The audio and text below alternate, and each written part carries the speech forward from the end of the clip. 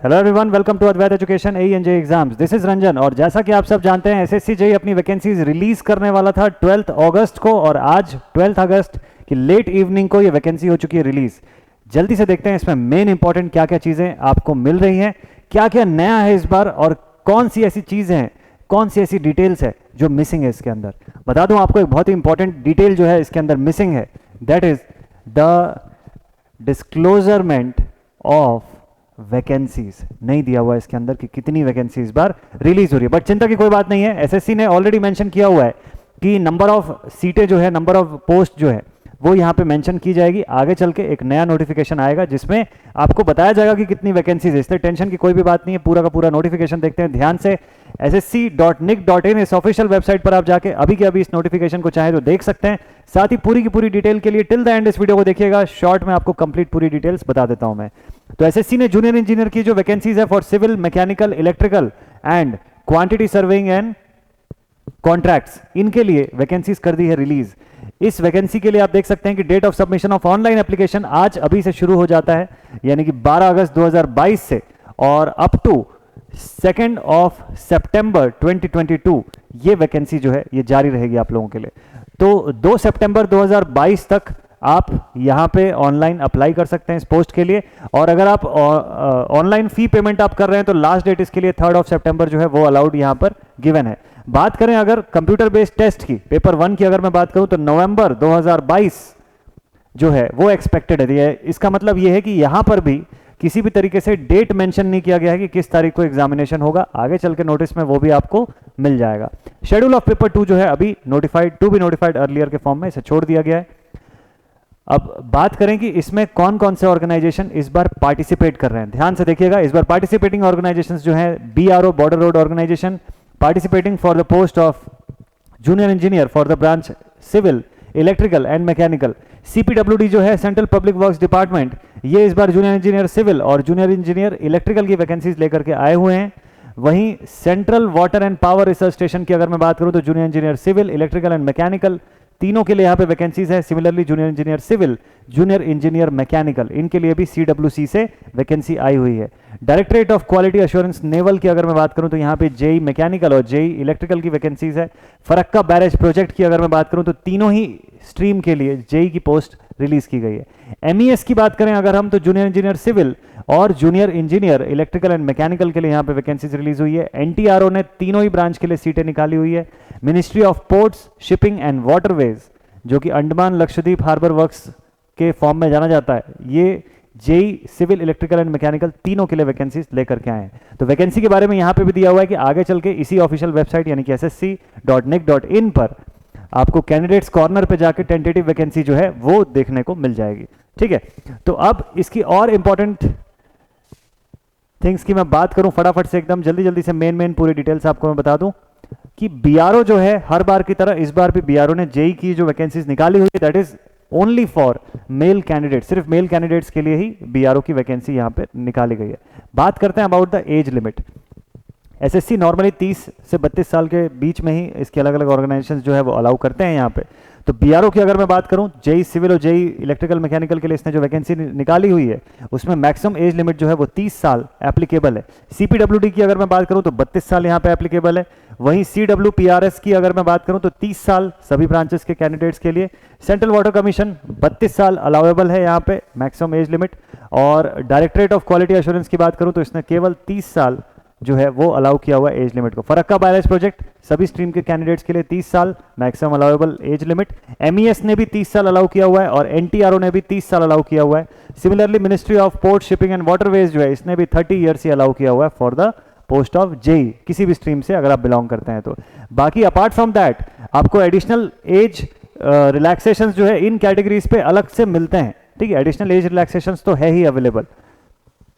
Then इसके बाद next important detail की अगर बात करें तो अगला जो इंपॉर्टेंट डिटेल है वो है एजुकेशनल क्वालिफिकेशन का। ध्यान से देखिएगा किन ऑर्गेनाइजेशंस ने मैंडेटरी किया हुआ है डिप्लोमा के साथ 2 साल का एक्सपीरियंस और किन्होंने सिर्फ डिप्लोमा को as a basic eligibility criteria रखा है। ध्यान से समझिएगा, बीआरओ सिविल के लिए अगर आप ऑप्ट कर रहे हैं तो डिग्री फ्रॉम सिविल इंजीनियरिंग अगर आपका है रिलेवेंट स्ट्रीम से तो आप अप्लाई कर सकते हैं। लेकिन अगर आप डिप्लोमा के बेसिस पे अप्लाई कर रहे हैं तो आपको 2 साल का एक्सपीरियंस भी रेलेवेंट फील्ड में होना चाहिए। वहीं बीआरओ ने इलेक्ट्रिकल एंड मैकेनिकल के लिए भी सेम क्राइटेरिया रखा हुआ है। डिग्री अगर आपके पास है रेलेवेंट स्ट्रीम में तो आप इसमें डायरेक्टली अप्लाई कर सकते हैं एज अ फ्रेशर भी, और अगर आपने डिप्लोमा किया हुआ है 3 इयर्स का तो उसके साथ आपको 2 साल का एडिशनल एक्सपीरियंस भी मैंडेटरी होगा। बात करें सीपीडब्ल्यूडी की, तो सीपीडब्ल्यूडी ने क्लियर कर दिया हुआ है कि डिप्लोमा सिर्फ उसको रेलेवेंट स्ट्रीम में चाहिए, सिर्फ डिप्लोमा यहाँ पे एक बेसिक रिक्वायर्ड क्वालिफिकेशन है। तो बोलने का मतलब ये है कि डिप्लोमा के साथ किसी भी टाइप का एक्सपीरियंस यहाँ पे रिक्वायर्ड नहीं है, मतलब मैंडेटरी नहीं है।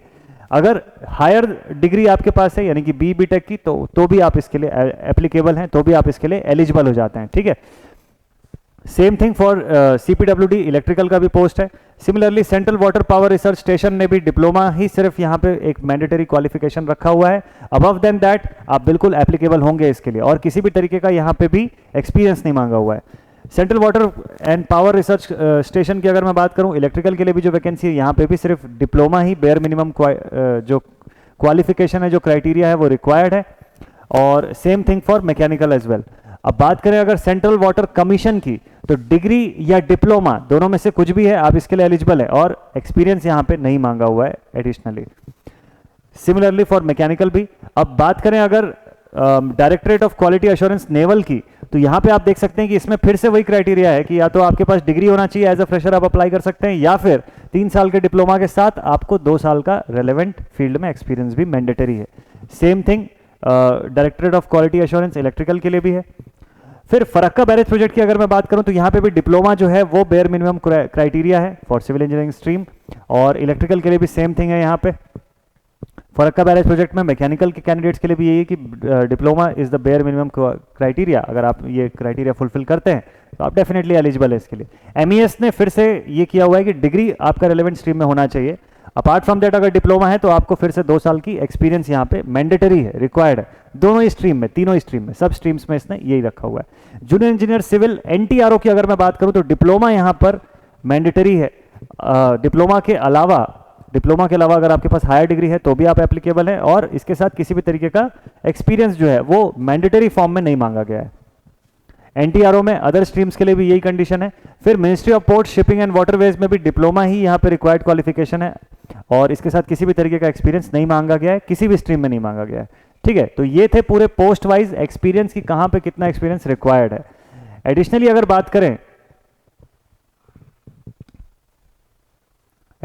बात करें तो प्रोविजन ऑफ और डिफरेंट जो क्राइटेरियाज है वो भी यहाँ पे दिया हुआ है ना। How to apply, application fee कितनी होगी और कैसे अप्लाई करना होगा। अप्लाई करने के लिए आपको जस्ट इनकी ऑफिशियल वेबसाइट www.ssc.nic.in पर विजिट करना होगा, और यहाँ से आप इसको अप्लाई कर सकते हैं। देन इसके बाद जो रिक्वायर्ड डेटा है किस फॉर्मेट में कैसा होना चाहिए वो भी यहाँ पे दिया हुआ है। लास्ट डेट ऑफ एप्लीकेशन जो है वो 2 सितंबर है, तो इस लास्ट डेट को बिल्कुल हमको ध्यान रखना है अच्छे से। एप्लीकेशन फीस की अगर मैं बात करूं तो केवल 100 रुपए की फीस जो है वो एप्लीकेबल है only for the unreserved category candidates. Other category के स्टूडेंट्स के लिए यहाँ किसी भी टाइप की फीस जो है वो नहीं है, और जो विमेन कैंडिडेट्स हैं वो भी एग्जेम्प्टेड है फीस से यहाँ पर। देन इसके बाद सेंटर फॉर एग्जामिनेशन आप देख सकते हैं अलग अलग जोन वाइज, अलग अलग रीजन वाइज यहाँ पे सेंटर्स जो हैं वो पहले से ही बता रखे हैं, ठीक है। अलग अलग जोन वाइज यहाँ पे सेंटर्स पहले से ही बता रखे हैं। तो आप देख सकते हैं ईस्टर्न जोन है, कर्नाटका केकेआर जोन हो गया, मध्य प्रदेश छत्तीसगढ़ वाला जो जोन हो गया वो इसमें हो गया। नॉर्थ ईस्टर्न रीजन जो है इसके लिए भी सेंटर्स हैं, northern region, north western region, इन सब के लिए सदर्न रीजन और वेस्टर्न रीजन, इन सब के फॉर्म में पूरे कंट्री को डिवाइड किया गया, और उस हिसाब से यहाँ पे आपको सेंटर्स मिल जाएंगे इसके। तो आप हर कैंडिडेट्स को 3 सेंटर्स भरना यहाँ पे मैंडेटरी है। 3 सेंटर्स आपको सेलेक्ट करना होगा प्रायोरिटी बेसिस पे, और एक ही जोन के 3 सेंटर्स आप यहाँ पर दे सकते हैं। स्कीम ऑफ एग्जामिनेशन क्या होगा, आपका पूरा का पूरा सिलेक्शन 2 पेपर के ऊपर बेस करता है, पेपर 1 और पेपर 2, ये 2 आपको क्वालिफाई करना होता है, ये क्लियर करना होता है, मेरिट लिस्ट में आपकी जगह बनती है, और उस हिसाब से आपको ऑर्गेनाइजेशंस अलॉट होते हैं, असाइन होते हैं। तो पेपर 1 जो है it is completely CBT, MCQ questions रहेंगे यहाँ पर, और कंप्यूटर बेस्ड टेस्टिंग होगी यहाँ पे, जिसमें मल्टीपल चॉइस क्वेश्चंस रहेंगे। इसके शुरुआती 2 पार्ट जो होंगे नॉन टेक्निकल होंगे, general intelligence and reasoning 50 question 50 marks के, और जनरल अवेयरनेस का पार्ट इसमें भी 50 क्वेश्चन 50 मार्क्स का वेटेज होल्ड करेंगे। दोनों मिला के 100 नंबर का नॉन टेक होगा, इसी के साथ 100 नंबर का टेक्निकल पोर्शन भी होगा जो कि जनरल इंजीनियरिंग को होल्ड करेगा आपके रिस्पेक्टिव स्ट्रीम के अकॉर्डिंग। 100 क्वेश्चन सीधे यहाँ पे रहेंगे, 100 मार्क्स का वेटेज रहेगा। तो दोनों को मिला के पेपर 1 200 नंबर का हो गया, जिसको सॉल्व करने के लिए आपको 2 घंटे का समय दिया जाएगा। वहीं पेपर 2 की मैं बात करूं, इस तक पहुंचने के लिए पहले पेपर 1 आपको क्वालिफाई करना होता है, पेपर 1 पहले क्लियर करना होता है, तब जाके आप पेपर 2 पे पहुंचते हैं। This is completely descriptive type examination, पूरा रिटन एग्जामिनेशन है ये। इसमें आपको सिर्फ और सिर्फ जनरल इंजीनियरिंग के क्वेश्चन ही देखने को मिलेंगे और 300 मार्क्स इसके पूरे पेपर का वेटेज होगा। 2 घंटे का समय मिलेगा आपको ये पेपर सॉल्व करने के लिए, ठीक है। तो पेपर 1 जो है आपको बाइलिंगुअल मिलता है, इंग्लिश और हिंदी दोनों ही लैंग्वेज में मिल जाएगा। पेपर 2 जो है चूंकि डिस्क्रिप्टिव टाइप है, तो इंग्लिश और हिंदी में से किसी एक ही भाषा का आप सिलेक्शन कर सकते हैं और उसी में ही आपको क्वेश्चंस लिखना मैंडेटरी है। साथ ही एक और चीज मैं बता दूं कि पेपर 1 में नेगेटिव मार्किंग भी है स्कीम में, तो अगर आप गलत आंसर करते हैं तो 0.25 मार्क्स हर रॉन्ग आंसर पे डिडक्ट हो जाते हैं।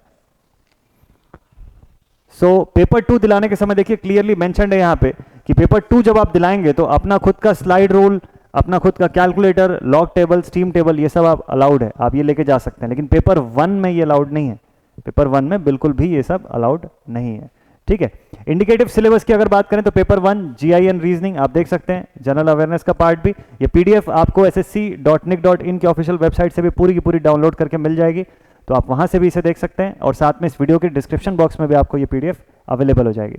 ब्रांच वाइज अगर जनरल इंजीनियरिंग का सिलेबस देखना चाहें तो पेपर 1 के लिए आप देख सकते हैं सिविल, इलेक्ट्रिकल, है ना, यहाँ पे मैकेनिकल का भी सिलेबस दिया हुआ है। वहीं पेपर 2 के लिए पूरा डिटेल्ड फॉर्म में पूरा सिलेबस मेंशन्ड है कि कौन कौन सी चीज़ें यहाँ पे आएंगी। जैसे इलेक्ट्रिकल का आप देख सकते हैं बेसिक कंसेप्ट हो गया, circuit law, magnetic circuits, AC fundamentals, measurement का कंटेंट है। फिर इलेक्ट्रिकल मशीन, है ना, मशीन में देख सकते हैं। उसके बाद पीएसए का पार्ट है ये पूरा का पूरा, एस्टिमेशन एंड कॉस्टिंग, यूडब्ल्यूटी और बेसिक इलेक्ट्रॉनिक्स, ये 7 सब्जेक्ट्स का पूरा कंटेंट है। फिर मैकेनिकल के भी स्टूडेंट्स जो हैं वो देख सकते हैं, आपके मैकेनिकल में भी सब्जेक्ट्स हैं। अब एडमिशन टू एग्जामिनेशन जो है उसका बेसिक कंडीशन दिया हुआ है, आपको सेंटर्स और नंबर्स किस तरीके से अलॉटेड होंगे, आपको कौन कौन से डॉक्यूमेंट्स लेके जाने होंगे, ये सारा कुछ इसमें दिया हुआ है। नेक्स्ट होगा डीवी, डॉक्यूमेंट वेरिफिकेशन जो है वो काफ़ी इंपॉर्टेंट है। तो डीवी का जो प्रोसेस है, एक बड़ा ही इंपॉर्टेंट थिंग इससे रिलेटेड है कि जितने भी कैंडिडेट्स जो फाइनल ईयर के कैंडिडेट्स हैं, जो फाइनल ईयर अपेयरिंग कैंडिडेट्स हैं, आप सब भी उस शर्त पे एग्जामिनेशन दिला सकते हैं कि डीवी के समय आपके पास आपके डॉक्यूमेंट्स आ जाएंगे।